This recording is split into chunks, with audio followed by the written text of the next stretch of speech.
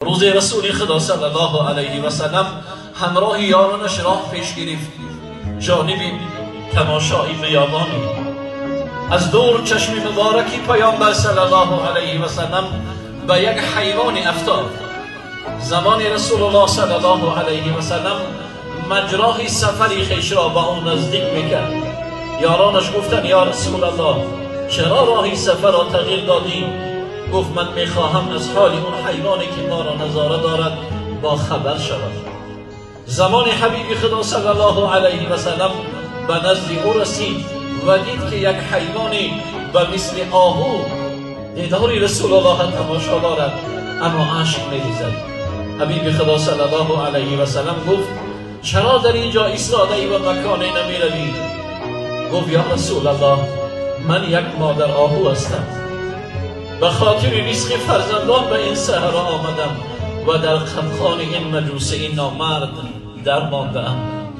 من این را میگویم که من را رها کن تا بروم فرزندان خردسالی دارم، آنها را شیر بدهم، گشته می آیم جان من قربانی تو، اما باورم نمی کنم.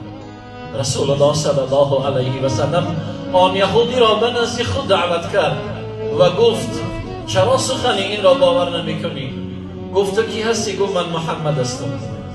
آن یهودی که با محمد صلی الله علیه و سلم ایمان نداشت و دشمنی داشت گفت آیا تو دیوانه شدی که برای یک آهو به نزد من آمدی؟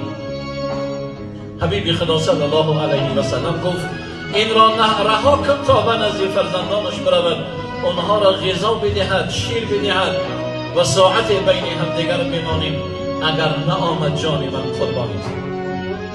یاران رسول الله صلی الله علیه و سلم از این مردانگی محمد صلی الله علیه و سلم گریه میکردند. یهودی خرسند شد، دست و پای آهو را رها کرد و او دوان شد نزد فرزندان و رسول الله در نزد او بماند. آهو زمان به نزد فرزندانش آمد که اونها انتظار مادر بودند و گفتند مادر چرا سراسیمه ای؟ هر روز می آمدی با یک مهربانی با یک آرامی ما را شیر می دادی، امروز چگونه سراسیمه هستی؟ گفت ای فرزندانم من در قبخانه یهودی در ماندم. گفتم کی تو را رها کرد؟ گفت پیامبری بشیر و نذیر محمد صلی الله علیه و سلم. فرزندان گفتند آیا تو از خدای محمد نترسیدی که او را در یهودی بدبخت در گرو ماندی؟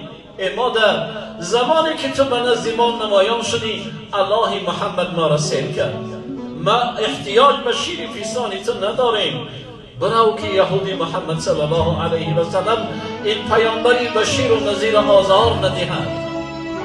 آهو دوان شد به نزد حبیب مهربان. زمانی که از دور نمایان شد یهودی از هوش رفت، خود را به زمین پرتافت. یاران او را برداشتن آب میزدند. وقتی که به هوش آمد گفت یا محمد دینی تو بر حق بود است، این حقیقتی دین حال توست که این حیوان تو را کش میکنه. چنین محمد بود، چنین پیامبری بشیر و نذیر بود. ای محبوبان محمد صلی الله علیه و سلم ما در قلبمان از محبت مال، از محبت دنیا، از محبت زن و فرزند محبت رسول الله جا کنیم، زیرا روز قیامت شفاعتگری این امتی گمراه است، شفاعتگری گناهگاران است، شفاعتگری امتی محبان است.